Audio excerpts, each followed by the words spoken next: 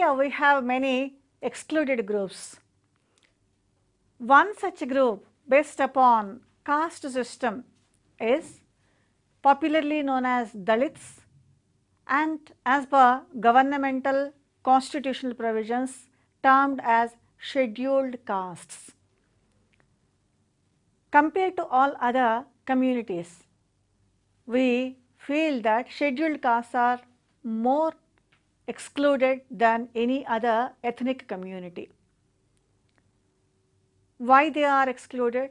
What must be the reasons? In what way they were as well as are excluded? Let us have a clear-cut idea.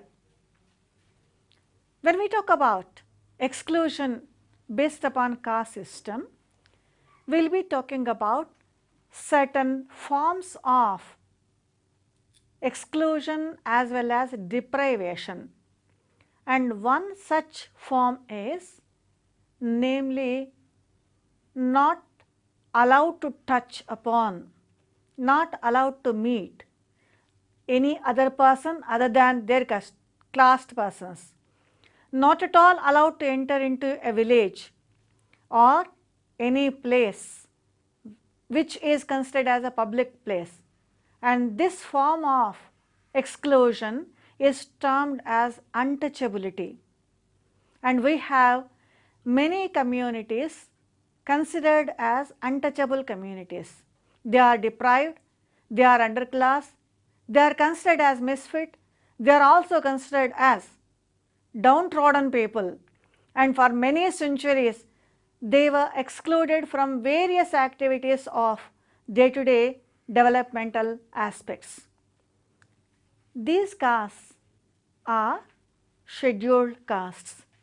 Let us have an idea about the origin and historicity of untouchability.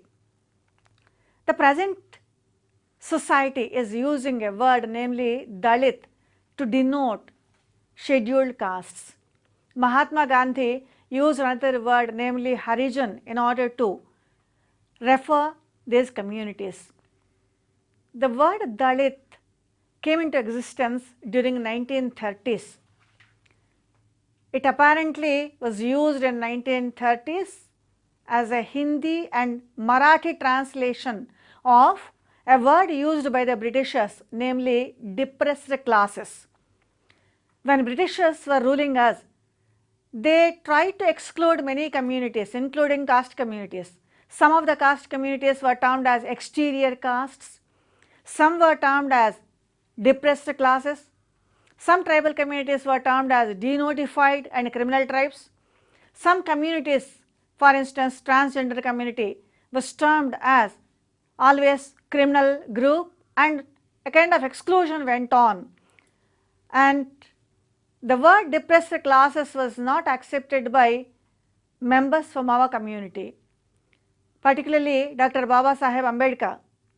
He preferred to use broken man, that is Dalit in Hindi. English translation of Dalit is nothing but broken man. He used this word Dalit to refer original ancestors of untouchables. From that time onwards, that is since 1948 onwards, we have been using that word Dalit in order to refer scheduled or untouchable castes. All castes are not untouchable, not always, not during all points of historical time. Some castes were considered as untouchable, some castes were considered as touchable. This touchability and untouchability is based upon one concept, namely purity and pollution. You are well aware about Indian Varna system. Brahmana, Kshatriya, Vaishya, Shudra, these are the four Varnas we usually consider as Varna system. But untouchable castes are termed as Panchama Varna or outside the purview of Varna system. In many cases, they were not considered as part of Varna system. Not only that, they were also considered as an excluded group. There are many people who try to define and describe who are untouchables. Let us take Professor Satyavrata's views on untouchability. Professor Satyavrata says, untouchability is that system of society on account of which one individual cannot touch another individual and one society cannot touch another society on the basis of convention, and if so touches, it becomes profane, and in order to remove that profanity, there is a need. One has to perform some kind of penance. When we see Professor Satyavata's definition, we come across four major aspects of untouchability. The first and foremost one is linked with touch. Whether one individual can touch others or not. If it is not, then that is a characteristic of untouchability. Similarly, whether one group can touch or other group or not. How this touchability and untouchability will be defined? It is always defined on the basis of purity and pollution. If you consider your occupation is a pure occupation and other person's occupation is not a pure or impure occupation, then you are supposed not to touch that person who follows impure occupation or polluted occupation. So, the concept of purity and pollution provides a basis for this touchability and untouchability concept. Second aspect when we talk about untouchability concept is, it is always considered as, if any person tries to touch a person who is considered as untouchable, then that activity is a profane activity. Once upon a time people used to think it as a sin, a kind of papa concept. That concept is termed as profane in sociology. Profane means which is not sacred, which does not have any religious significance or religious importance or day to day mundane this thing. The most important aspect of untouchability is penance. It is not mere touching or not touching, it is much more than that. If you touch a person whom you are not expected to touch, then you have to undergo some kind of penance, some kind of punishment you have to undergo.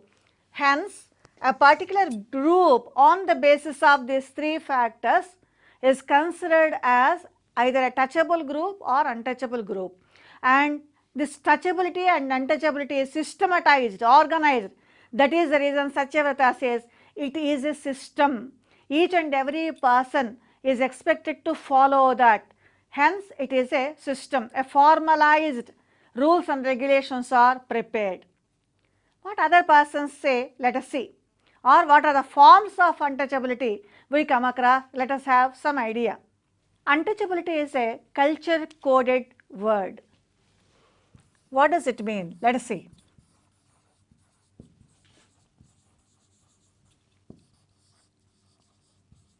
When we talk about culture coded word, we are referring different practices prevalent in a society.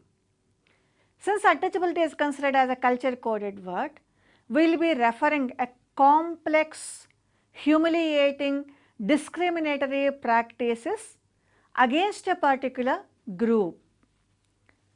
Three aspects we have to mention. It is a complex one. Secondly, discrimination is there. Thirdly, humiliating discrimination is another characteristic. In any society, some kind of discrimination will be there, but this type of untouchability is a characteristic feature of Indian caste system. In this, we usually see not only a complex set of discriminatory practices by various groups against one group, where physical contact is prohibited. Not only that, subjugation also is one of the situation.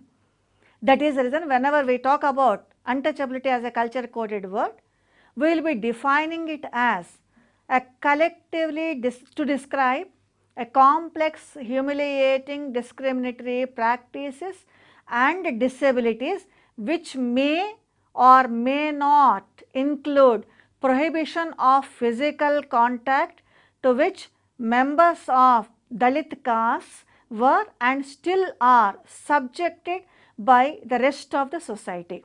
If rest of the society is subjugating Dalit caste, there is untouchability. If rest of the society is not allowing the Dalit caste to have physical touch with other castes, then there is untouchability. If they are suffering with a variety of disabilities, then even that also is a characteristic of untouchability. Let us see what type of disabilities they are facing in our present day society. We usually enlist the disabilities related to untouchability under 4 different categories. Let us see these 4 different categories. These disabilities can be classified into 4 categories. Firstly, economic disabilities. Secondly, religious disabilities. Thirdly, socio-cultural disabilities. Fourthly,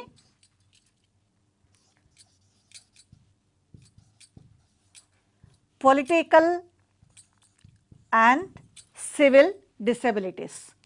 When we talk about economic disabilities, we will be referring their economic position. When we talk about religious disabilities, how they are excluded from the rest of the society on the basis of religious practices or religious norms. We will be talking about how they are excluded from political participation, how they are not represented in our political scenario under political and civil disabilities, how touching them or having interrelationships with them or marrying them or various social activities are completely prohibited on the basis of untouchability when we talk about social and cultural disabilities.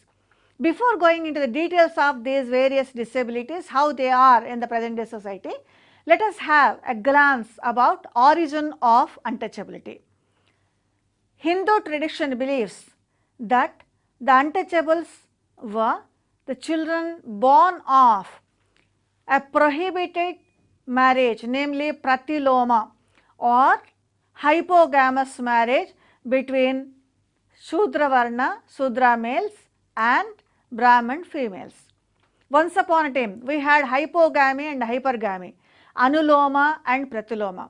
Under anuloma marriage, an upper caste person, particularly male member, can marry not only from his caste but also other 3 varnas. That is, a Brahmin can marry not only a Brahmin woman, Kshatriya woman, Vaishya woman and Shudra woman. But this is not allowed in case of a woman. If a Brahmin caste woman marries a Shudra person, then she used to be excommunicated or a kind of exclusion used to go on. Such marriages were termed as pratiloma marriages, and the children offspring born to persons of these pratiloma marriages were considered as untouchables. Different names were used in our literature. For instance, Antevashaya or Paulakasa or Nishada, such Chandala, these are the words used in order to denote or describe offspring of pratiloma marriages. Many sociologists consider pratiloma marriage is one of the reasons for the practice of untouchability in our country. But there are other reasons also. For instance, Nesfield, who has propounded an occupational theory of origin of caste, talks about the nature of occupation which one takes up. He says, if dirty, impure and unclean occupations are done by some group of persons, then these people were excluded because they are doing dirty, unclean and impure occupations. Nesfield argued that those who are associated with these occupations, unclean occupations or dirty occupations like scavenging or such activities, were regarded unclean and dirty. Therefore, no person tried to meet them or touch them and considered them as untouchables. J.H. Hutton talks about certain reasons or origin of untouchability. He talks about occupation. He also talks about various Pratiloma marriages, but he also talks about other reason, namely how one particular group oppresses other group and that oppression results in some kind of untouchability. Let us see what others say. Here we have to mention G.S. Ghurye. He attaches supreme importance to the religious factor and he considers religion is responsible for the growth of untouchability.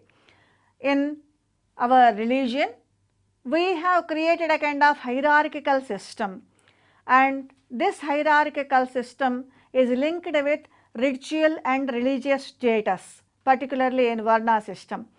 People who are not part and parcel of this religious, ritual, hierarchical system are outside the Varna system and they were also looked down upon religiously and ritually.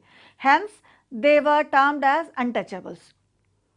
On the basis of all these theoretical discourses, what we can say is the roots of untouchability in the Indian context are to be found in the socio-religious structure and more importantly in the time honored system of social stratification based on caste.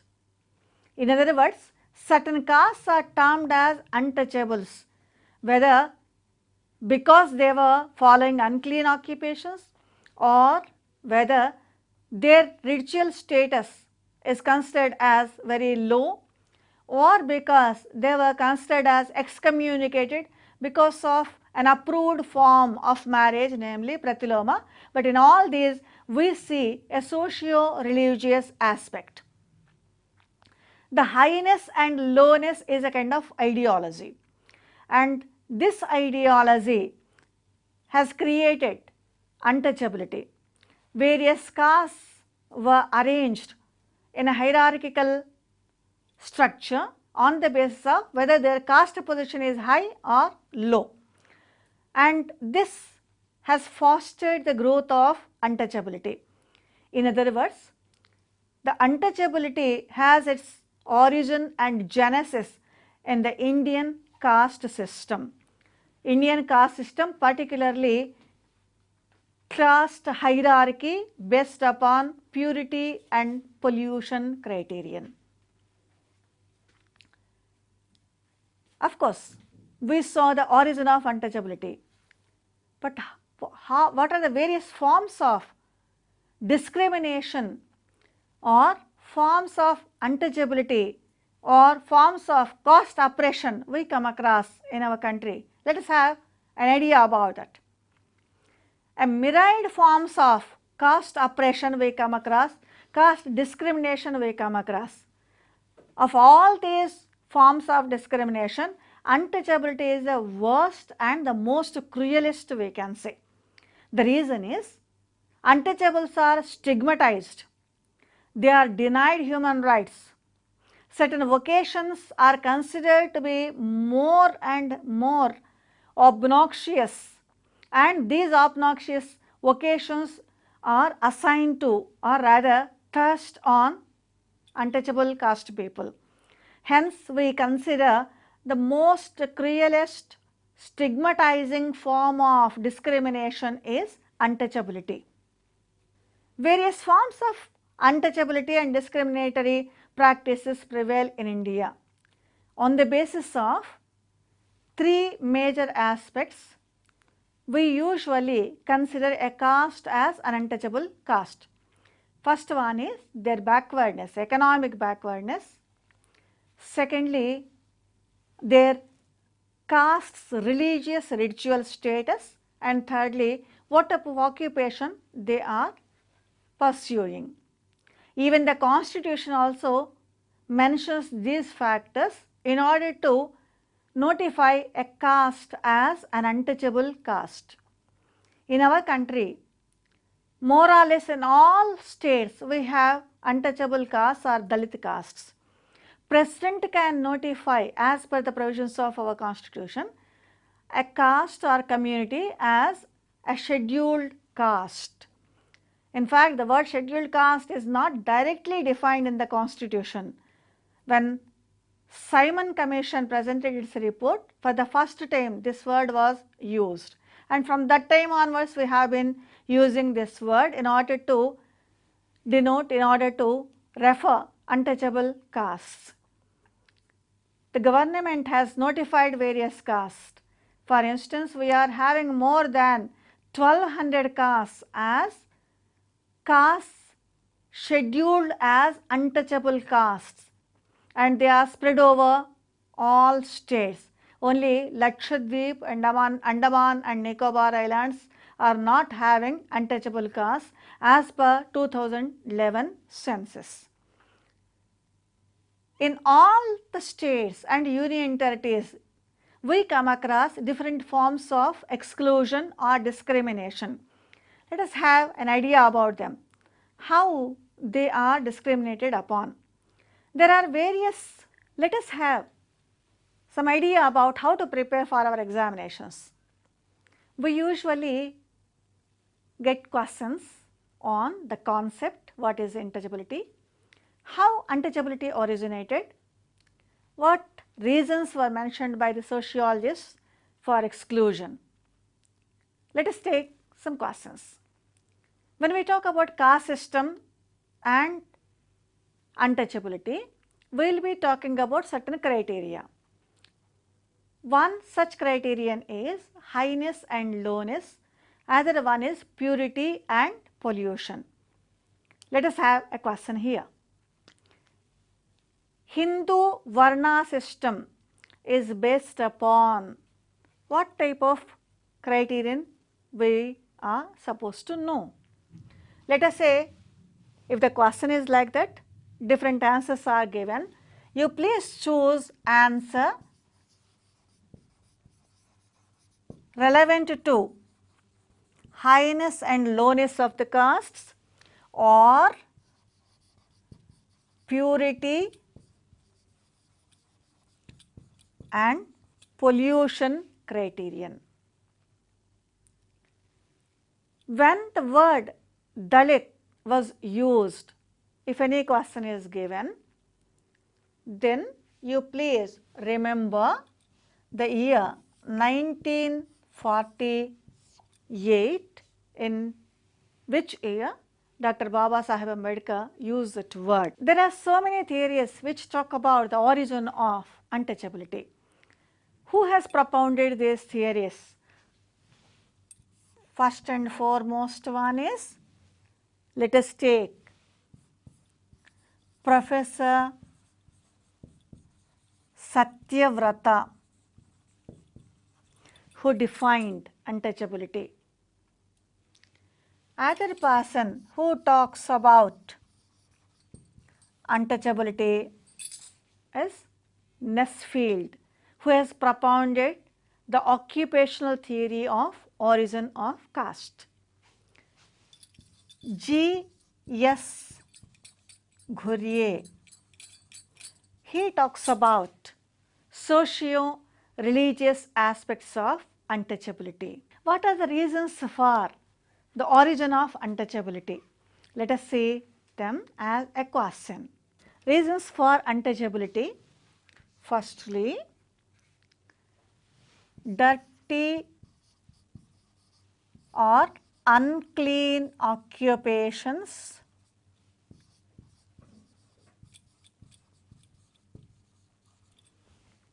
Secondly, pratiloma marriages. Thirdly, socio-religious aspects. If these three answers are given, then last answer is A, B, C, then your answer would be D, or all these factors are causes for untouchability. Let us have a glance of different forms of discrimination shown against the untouchables. In this context, let us start with some idea about various movements which occurred against untouchability. Baba Saheb Ambedkar also started movement. Jyotiba Rao Phule, Satyashodhak Samaj, you are all familiar with this. He too has started a movement against the form of or discrimination shown against the untouchables. Ramaswamy Nayaka and his self-respect movement is another movement against untouchability. Like this, some movements are there. At the time of these movements, these people try to enumerate the myriad forms of discrimination shown against the untouchables. There are many. In Tamil Nadu area, particularly Ramnadu and other districts, they have enlisted different forms of untouchability or discrimination shown against untouchability, untouchable caste people. And let us see what type of activities were accepted and what type of activities were not accepted if they are done by the Dalits.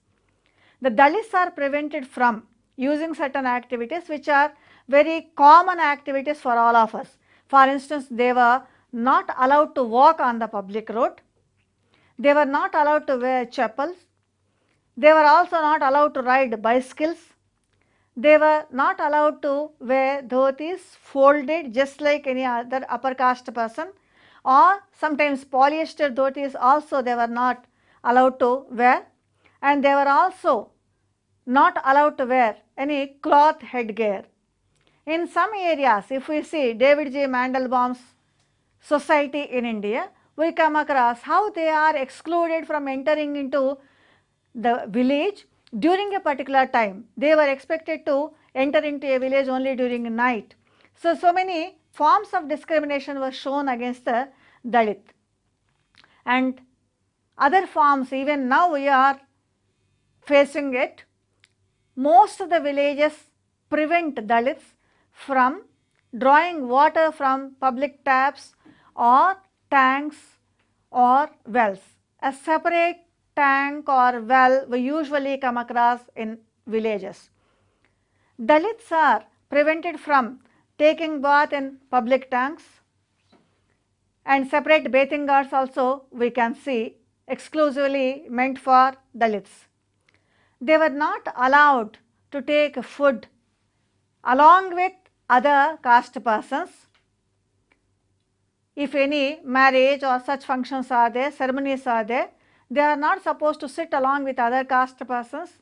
They are supposed to eat food not along with other castes but separately. In villages, they are forced to live in separate colonies.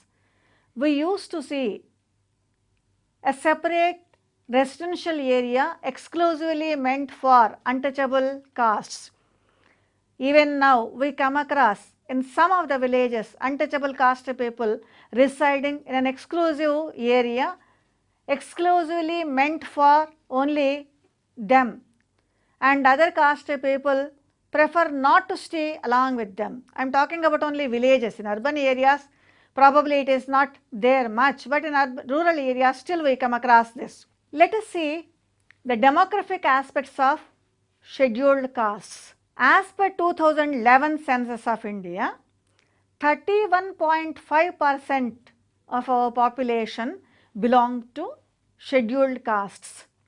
And not only that, these people are living in rural areas and they are also below the poverty line. This shows their economic position or economic disability.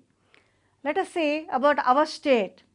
As per 2011 census, the population of scheduled castes in Telangana state is 54,08,800.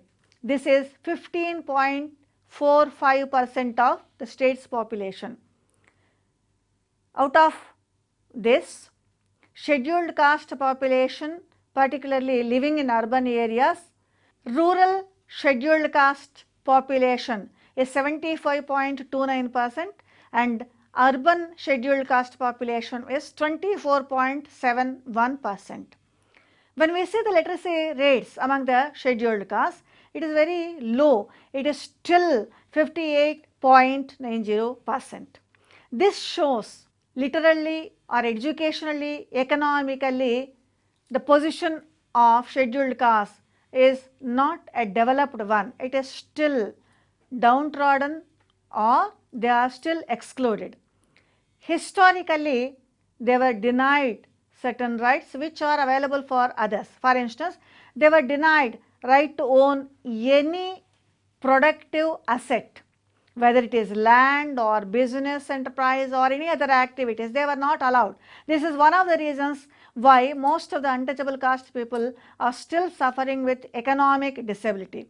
For instance, NSSO did a survey and collected data for the years 2011 and 12. As per NSSO data, the highest 80% of scheduled caste households are almost landless. They are owning less than 0.4 hectare land, and this shows that they will not be able to do any profitable agriculture, even they would like to work, even they would like to do agricultural operations. Not only that, many landless agricultural laborers also belong to scheduled caste communities. This is their economic position. Let us see what about their occupational position. There are evidences of forcible occupation by other castes of land which was distributed to the scheduled castes under the government's land distribution policy. Government is having land reforms schemes, and land also is distributed to scheduled castes, but that is only namesake. In most of the cases we come across non-scheduled castes owning that land or using that land, whereas scheduled castes are not able to cultivate that land.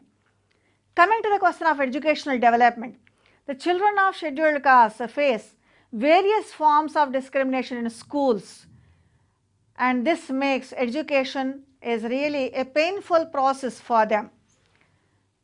And in turn, this painful expression discourages them from continuing their education. Hence, dropout rate is heavy among the scheduled caste children. Educational level of youth also is not much developed. Slowly it is improving, yet it has to be developed. Let us come to the other aspects of discrimination shown against scheduled castes. Even public health services also are not available for untouchable castes. There are so many discriminatory dispensation of public health services. For instance, untouchable caste people are ill-treated by health service providers, or they skip visiting scheduled caste houses either for women and child welfare or child care services, or they also deny certain services such as cleaning of mother and child after childbirth, or they also deny the scheduled caste people having either vaccination or various other health services. Many times, even if they go to primary health centers or other health service providers, they are looked down upon because they belong to scheduled castes. In other words, they are still excluded either in the economic field or education or health or various other opportunities. For instance, very recently the number of scheduled caste people, particularly in political representation, is growing, but until 1940s and 50s, not many people were participating in political scenario from scheduled castes and tribes. Even now, we come across less number of scheduled castes, particularly in fields like engineering or medicine or certain professional occupations. Many times, their educational standards are somewhat general education but not higher education. There are not many people who are going for education abroad or overseas. Here, it is not that they are not lacking the needed potential, but it is because of their economic position, or it is because of they are looked down upon or they are excluded. Let us have a glance how to prepare for our examination point of view. When we talk about different forms of discrimination shown towards untouchable caste, we will be expecting questions on firstly certain movements linked with untouchability or improvement of untouchables position and all that. Secondly, we have to prepare various forms and perspectives of untouchability. Thirdly, what type of discriminatory practices we are observing in our present day society and how we can reduce them. Let us start with the first one. Different movements occurred in order to reduce discriminatory practices against either one group or two groups. A question may be given like this: how many castes are considered as untouchable castes in our country? Or how many castes are declared as or scheduled as untouchable castes by the President of India? Let us see some alternative answers here. Answer A, 1200. Answer B, 1500. Answer C, 1208. Answer D,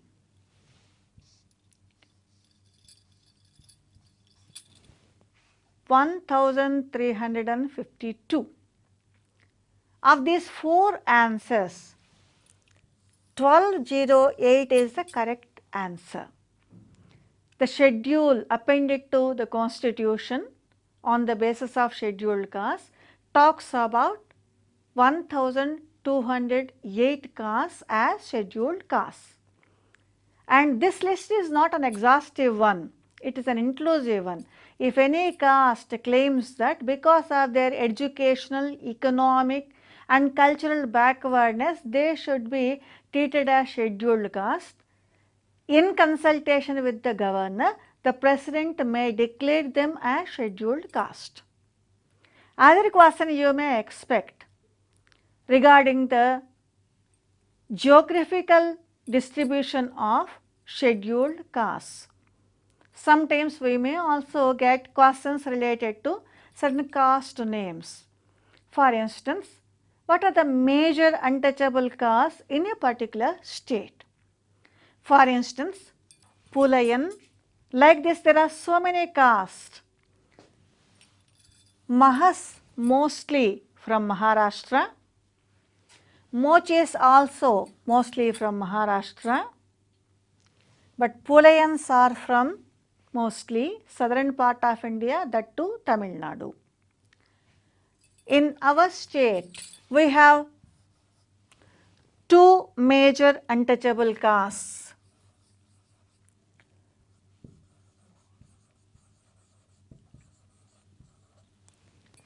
Mala is one caste and Madiga other caste.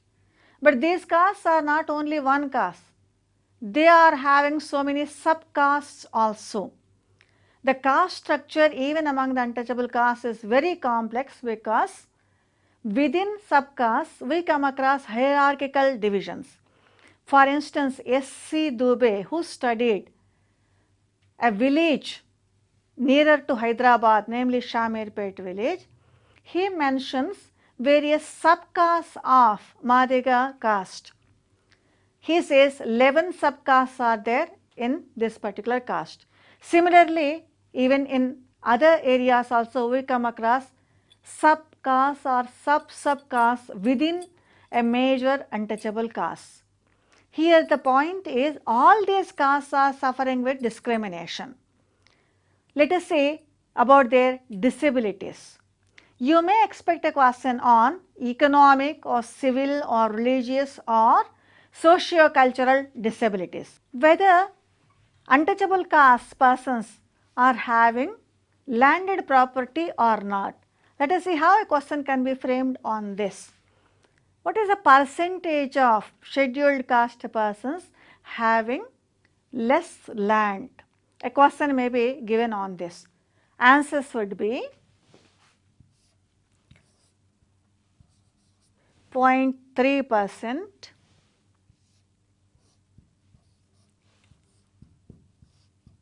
1.2%,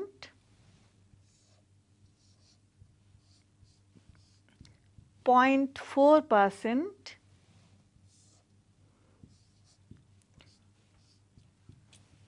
2.1%. Here we usually come across depending upon a particular census. If the question is about census of 2011, then your correct answer would be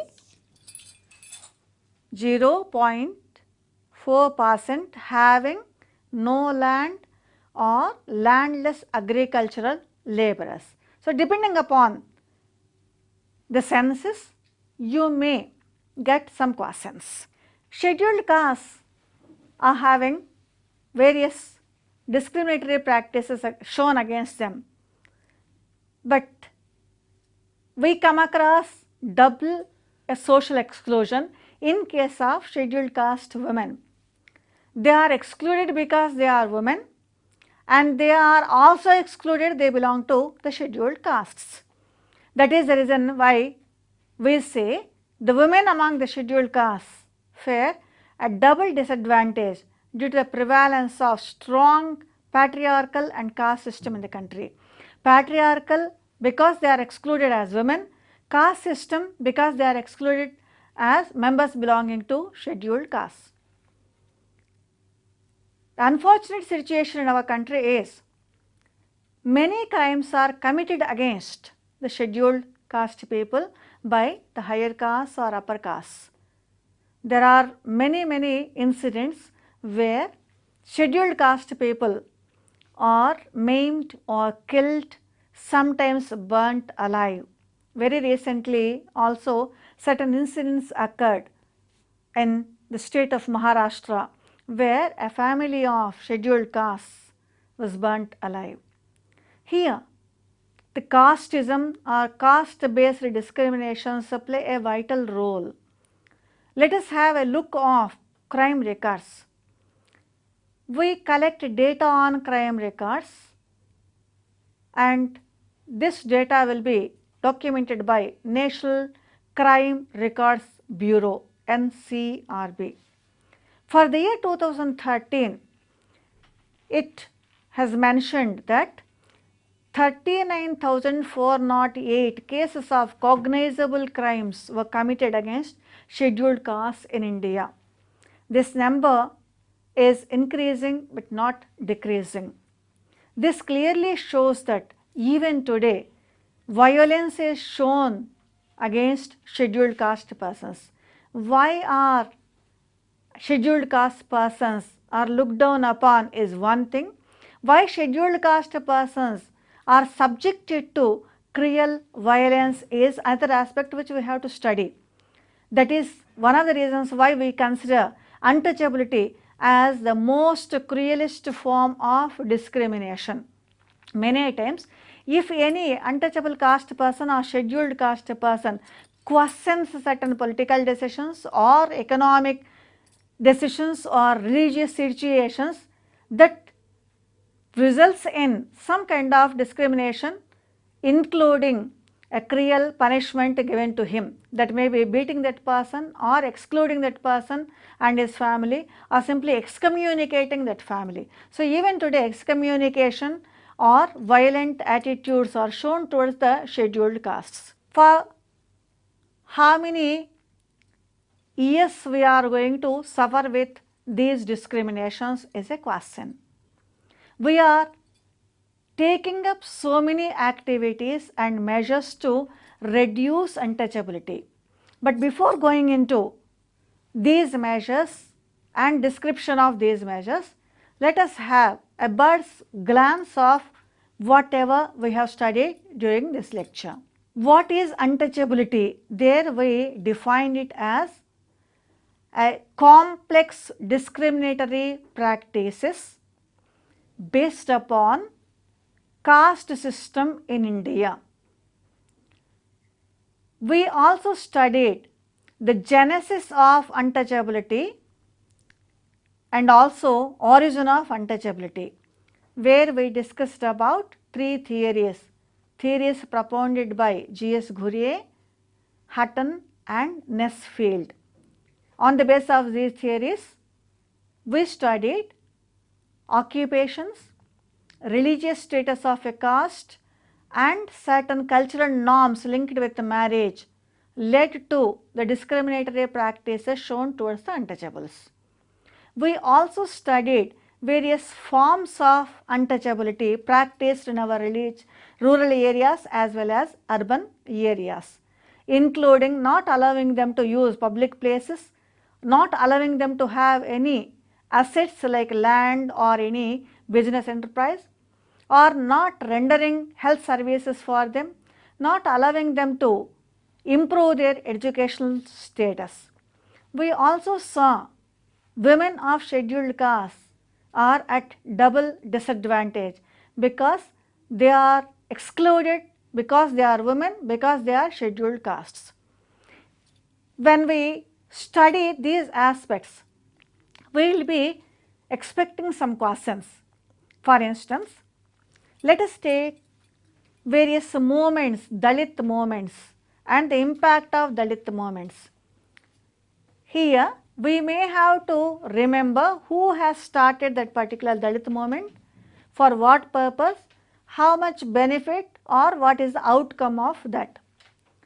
Let us have a question on this. Satya Sodhak Samaj, it is a movement started by Jyotiba Phule against the practices, particularly discriminatory practices of untouchability. Shuddhi movement, this is another movement started by Swami Dayananda Saraswati as a part of Arya Samaj, where he tried his level best to reduce discriminatory practices against the untouchables. Self-respect movement, this movement was started by E.V. Ramaswamy Nayaka, where he questioned discriminatory practices against untouchables and he tried to reduce them. Dr. B.R. Ambedkar, he has not only established a newspaper, magazine in order to describe the situation of Dalits, and he worked for Dalits and for their development and upliftment. For instance, Republican Party of India, which clearly said that political representation should be provided for Dalit castes. He has taken the socio-religious aspect of untouchability and he professed that Hinduism is propagating untouchability. Hence, he advised many people to convert themselves into other religion, particularly Buddhism, which never accepts Varna system or caste system. Even Dr. Ambedkar also converted himself into this new religion. All these movements worked for the benefit of upliftment of untouchable castes. Let us see some questions on the disabilities. Sometimes we may get a question on the rate of dropout among the scheduled caste children in primary schools or high schools. What is the percentage of scheduled caste students going for higher education? What is the percentage of population of scheduled caste in each and every state, or which state is having highest population of scheduled castes, or what type of discriminatory practices we come across in our country against the untouchables. For instance, discriminatory practices include not allowing them to use public places or public tanks, or not allowing them to go into religious places which are meant for the general public, or not allowing them to go to schools, or not allowing them to draw water from wells or tanks or not allowing them to wear certain clothes or have headgear, all these are discriminatory forms of untouchability. We may expect some questions on perspectives, particularly in order to understand untouchability we follow in any academic discussion. For instance, one perspective is underclass perspective, where we talk about social exclusion. We consider untouchables as underclass. These people are looked down upon or excluded by the upper class. Here our emphasis will be on poverty or deprivation and economic disabilities. In what manner political representation is not given to untouchable caste? We can expect other question. There we may see questions like how many members are there belonging to scheduled caste either in our parliament or state Vidhana Sabhas, or how many people are actively participating in various movements, present day movements. Here we may talk about caste, subcaste and also divisions of various caste communities, particularly scheduled caste communities. Sometimes we may also get questions on the origin of an individual scheduled caste, from whom they have originated. For instance, when S.C. Dubey talks about untouchable caste Madegas of our state, he says this particular caste think that they have originated from a legendary figure from Puranas, namely Jambavanta. So, how a particular caste emerged or what type of activities led them to the discriminatory practice, namely untouchability. We may also get some questions like why certain unclean occupations are thrust upon them. For instance, Safai Karmachari acts are there, but cleaning of dirt is a kind of unclean occupation. The upper caste or upper class people thrust this occupation to the lower untouchable caste people, and it resulted in untouchability and discrimination against this.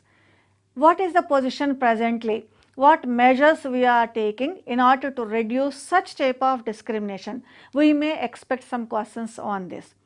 We may also expect some questions on the historical aspects of untouchability, starting from Puranic period or Middle Ages or British or European colonization and independence and post-independence period. For instance, what word was used by the Britishers to denote untouchable castes? Then our answer would be depressed classes. What criteria will be taken into consideration in order to declare a caste as an untouchable caste? Then we may have to refer our constitutional provisions where we talk about educational backwardness, economic backwardness and certain civil cultural disabilities.